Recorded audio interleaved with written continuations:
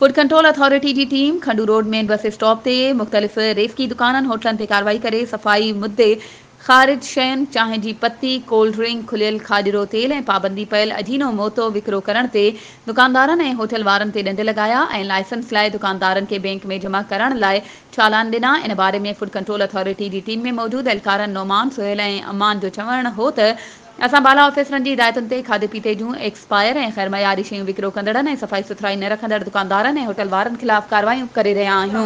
ऐं अजीनो मोतो गैर मयारी ऐं एक्सपायर थियल चांहि जी पत्ती ऐं ॿियूं शयूं विकिरो कंदड़ दुकानदारनि ऐं केमिकल मिलियल खीर ऐं चांहि विकिरो कंदड़ ऐं सफ़ाई न रखंदड़ होटल वारनि ते ॾंड लॻाया विया आहिनि। जेके दुकानदार लाइसेंस न ठाराईंदा ऐं अजीनो मोतो ऐं गैर मयारी एक्सपायर थियल शयूं विकिरो कंदा इन्हनि जा दुकान सील कया वेंदा। ॿिए तरफ़ होटल वारनि ऐं दुकानदारनि जो चवणु हो त फूड कंट्रोल अथॉरिटी वारा ज़ुल्म करे रहिया आहिनि। बिना के सबब जे हज़ार रुपया ॾंड लॻायो वियो आहे। वधीक ख़बरुनि ऐं अपडेट्स जे लाइ असांजे चैनल खे सब्सक्राइब कयो